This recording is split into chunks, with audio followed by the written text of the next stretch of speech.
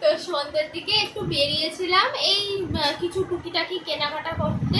তো কি কি কিনেছি চলো তোমাদের দেখাচ্ছি। এই যে আমার স্কচ ব্রাইট ছিল না, মানে অল্প একদম খসে গেছে, তো এই যে 3খানা একসাথে স্কচ ব্রাইট নিয়েছি। আর এদিকে ওই গ্রসারি কিছু নিয়েছি, দেখাচ্ছি দাঁড়াও।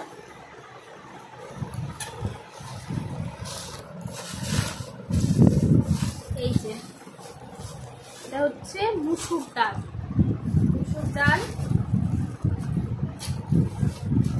এটা হচ্ছে মুগ ডাল, এই যে মুগ ডাল। আর এটা হচ্ছে একটা বড়ির প্যাকেট, তো বললো যে ভালো হবে, ওই জন্য আমি নিলাম বড়িটা। তাই কিনা আলু বড়ি বেগুনের তরকারি করবো, দেখবো কেমন লাগে। নিরামিষের দিন ভালো লাগে বেশ বড়িটা।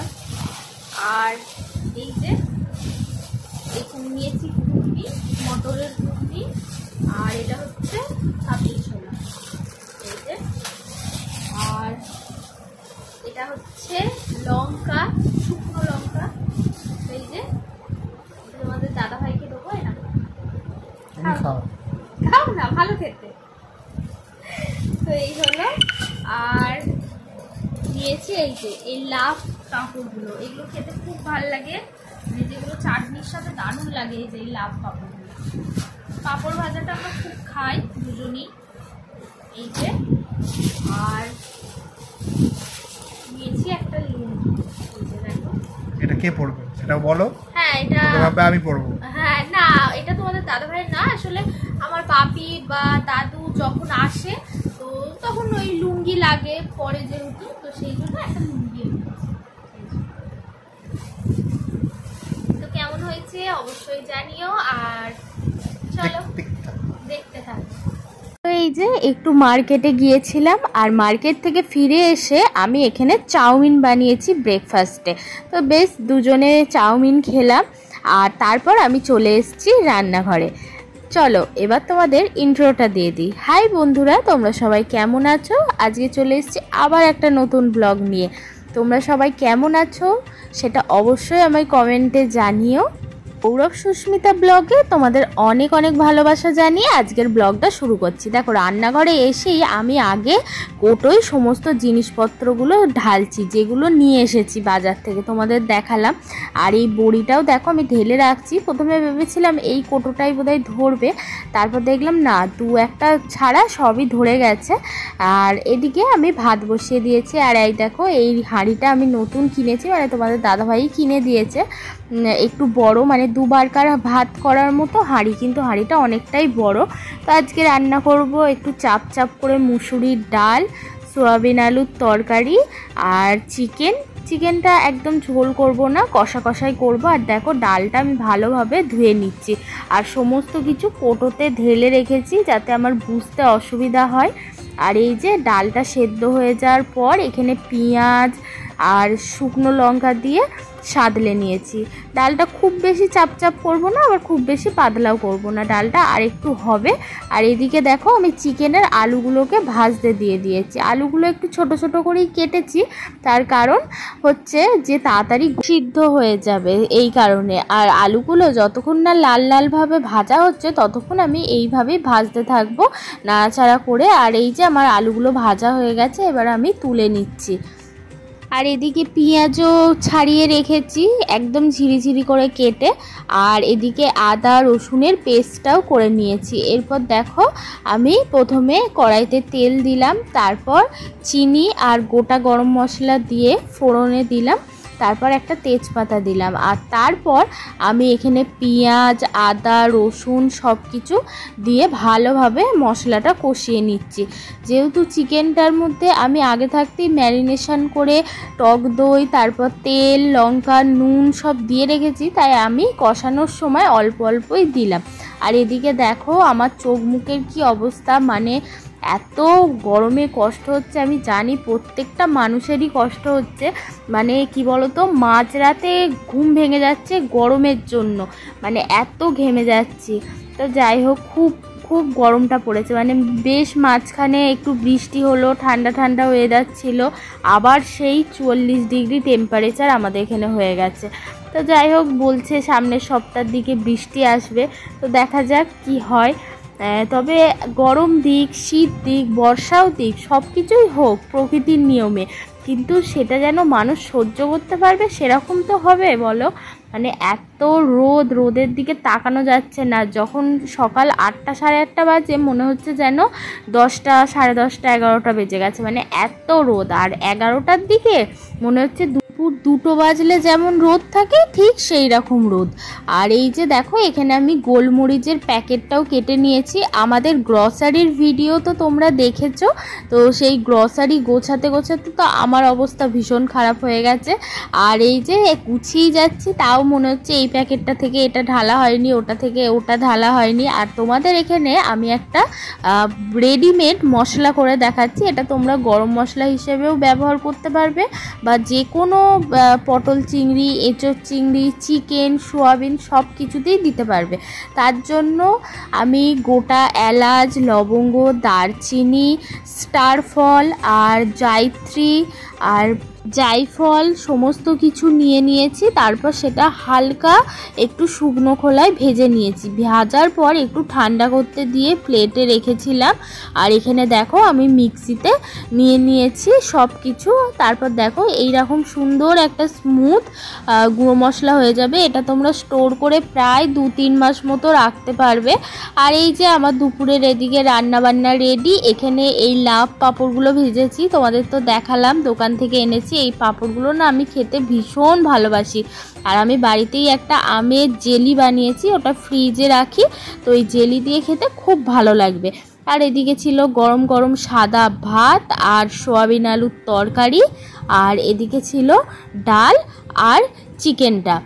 স্নান করে উঠে তোমাদের দাদাভাই পুজো দিয়ে দিয়েছে, আর আমি এদিকে স্নান করে ঠাকুর প্রণাম করে চলে এসেছি। আর এসেই ভাত বাড়ছি। আর এই মাত্র স্নান করলাম, তারপর আবার ঘেমে নিয়ে একবারে আমার অবস্থা প্রচণ্ড খারাপ। আর এখানে জানো তো, আমি এই নতুন ব্লাউজটা বের করে রেখেছি, ঘটিয়াটা। ভাবলাম গরমের দিন ঘটিয়াটা ব্লাউজ পরলে হয়তো একটু আরাম লাগবে। ওরে বাপরে, নতুন ব্লাউজ পরে তো আমি একদম হাঁপিয়ে যাচ্ছি। আমি খেতে খেতে মানে এত ঘেমে যাচ্ছি। তোমাদের দাদাভাই বলছে তুমি তো এত ঘেমে যাও না, এত গরম তো লাগছে না, ফ্যান চলছে। আমি বলছি আর বলো না, এই নতুন ব্লাউজটা পরে এইরকম অবস্থা হয়ে গেছে। এই যে লাল লাল ঝাল ঝাল চিকেন কষা, তো এখানে পাটিতে তুলে নিচ্ছি। আর যা থাকবে রাতেও হয়ে যাবে, মানে অনেকটাই করেছি, দুবারের মতনই হয়ে যাবে। আর সমস্ত ভাত তো থাকবেই। এবার দেখি তোমাদের দাদাভাই আর কি খায়। আবার চিকেন নাও খেতে পারি রাত্রে না অতটা ভালো লাগে না, রাতে সবসময় মনে হয় একটু হালকা খাবার খায়। তো দেখা যাক কি হয়, রুটিও হতে পারে অথবা ভাতও হতে পারে, রুটির সাথে চিকেন না খেয়ে অন্য কিছুও খেতে পারে। আর একটা কথা বলে রাখি, আমরা একটা ফানি ভিডিও চ্যানেল খুলেছি, যেখানে আমরা অনেক মজাদার ভিডিও ছাড়ছি, ফানি ভিডিও, স্বামী স্ত্রীর নানান রকম জোকস। তো সেই চ্যানেলের লিংক তোমাদের খুব তাড়াতাড়ি দিয়ে দেব। তোমরা অবশ্যই আমাদের সেই চ্যানেলটাকেও সাপোর্ট করো এই চ্যানেলটার মতো। আর আশা করছি ওই চ্যানেলেও ভিডিওগুলো তোমাদের খুব ভালো লাগবে। আর দেখে দুপুরের খাওয়া দাওয়াটা বেশ জমিয়ে হলো, তবে গরমের জন্য একদমই বেশি ভাত খেতে পারিনি। আর তরকারিও তাই, মানে একদম গরমে খেতেই ইচ্ছা করছে না, শুধু ঠান্ডা জল খেতে ইচ্ছা করছে। আর ঠান্ডা জল খেয়েই পেট ভরে যাচ্ছে। দাদাভাই যখন অফিস থেকে আসে ওকে গ্লুকন্ডি করে দিই বা নুন চিনি করে দিই। তো নুন চিনির জল যখন ঠান্ডা জলে বানিয়ে দিই, বা গ্লুকন্ডিও যখন ঠান্ডা ফ্রিজের জলে বানিয়ে দিই, ও বলে এত ভালো লাগছে 2-3 গ্লাস শুধু জল খেয়ে নেবে, তারপর একদম অল্প ভাত খাবে, মানে জল খেয়েই পেট ভরে যাচ্ছে। আর ওই কোয়াশটা অর্ডার দিয়েছি, ওটাও মাঝে সাঝে খাই আর কি। তো যাই হোক, আর এই যে এদিকে আমার শাশুড়ি শাক ভাজা করেছিল, তো সেটা দিয়েছে। আর তোমাদের দাদাভাই বলল কাসুন্দি দিয়ে শাক ভাজা নাকি খুব ভালো লাগে খেতে। আমি শাক একদমই খেতে ভালোবাসি না, আমি শুধু ওই পালং শাক আর ওই পুঁই শাক এই দুটো জিনিসই খাই। তো ও বললো দেখো এটা একটু কাসুন্দি মেখে খুব ভালো লাগবে খেতে, তো সেই জন্য আমাকেও দিল, আমিও একটু খেলাম। তারপরে এই যে সন্ধ্যেবেলার দিকে চলে এসেছি একটু নিমকি বানাতে। আমি না মুখরোচক খেতে ভীষণ ভালোবাসি, আমি না তোমাদের দাদাভাইও তাই একটু মুখরোচক খেতে ভালোবাসে। আর এই যে অল্প করে একটু নিমকি বানাচ্ছি, মাঝে মাঝে চায়ের সাথে বা বিকেলবেলার দিকে শুধু মুখে খাওয়া যাবে। তো সেই জন্য। আর দুর্গাপুজোর সময় আমি অনেক নিমকি বানাই, কিন্তু তখন তো তোমাদের সাথে শেয়ার করতে পারিনি, কারণ তখন আমরা অতটাও ভিডিও ইনভলভ ছিলাম না, সেই জন্য। আর এই যে একদম চৌকো করে কেটে নিয়েছি। আর আমার এই নিমকি খেয়ে সবাই কিন্তু খুব প্রশংসা করেছে, মানে ঘরে ভাজা তো, বলছে খুব ভালো হয়েছে আর কি। একদম জিজ্ঞাসা করছে যে এটা তুমি বানিয়েছো, মানে বলি আমার ননদ এসছে, মানে আমার মেজমার মেয়ে, মানে যার দুটোই ননদ হয় আর কি। তো সেই ননদ এসছে, তার ছেলে মেয়ে সবাইকে দিয়েছি, সবাই বলছে ভীষণ ভালো খেতে হয়েছে, মানে কেউ বিশ্বাসই করছে না যে এটা আমি ঘরে ভেজেছি। আবার জিজ্ঞেস করছে এটা তুমি ঘরে বানিয়েছো, এইরকম একটা ব্যাপার। তো সত্যিই খুব ভালো লাগে। আর তোমাদের দাদাভাইও কিন্তু বলছে যে হ্যাঁ খুব ভালো হয়েছে। আর তোমাদের বলে দিই ছোট্ট করে যে আমি নিমকিটা কিভাবে বানিয়েছি। প্রথমে আমি ময়দা নিয়ে নিয়েছি, ময়দার মধ্যে সামান্য একটু নুন দিয়েছি, মানে যেটুকু না দিলে নয়, একদম 1 চিমটে মতো নুন দিয়েছি। আর ওর মধ্যে দিয়ে দিয়েছি কালো জিরে, তারপর বেশ খানিকটা ময়ন দিয়েছি, আর একটু খাবার সোডা আর একটু বেকিং সোডা দিয়েছি। তারপর বেশ তারে ঠেসে মেখেছি। তারপর রেস্টের জন্য আমি ওই আধ ঘন্টা 40 মিনিট মতো রেখেছিলাম। তারপর বেলে একদম গরম তেলে ছাড়তে হবে, তাহলেই কিন্তু মুচমুচে হবে, মানে একদম তেল ফুটন্ত তেল থাকবে সেরকম ভাজতে হবে। তো ব্যাস এইটুকুই। আর পরে যখন নিমকি বানাবো আমি পুজোর সময় হোক বা যখনই হোক, তখন তোমাদের সাথে রেসিপি শেয়ার করব, ঠিক আছে। আর এই যে বললাম যে রাতে চিকেন হয়তো খাবে না, তোমাদের দাদাভাই ঘুগনি নিয়ে চলে এসছে। আমাদের পাড়ার মোড়ে একটা ঘুগনির দোকান আছে, ভীষণ ভালো ঘুগনি বানায়, মানে খুব ভালো লাগে খেতে। সে রিচও বানায় না, কিন্তু হালকার মধ্যে খুব টেস্ট।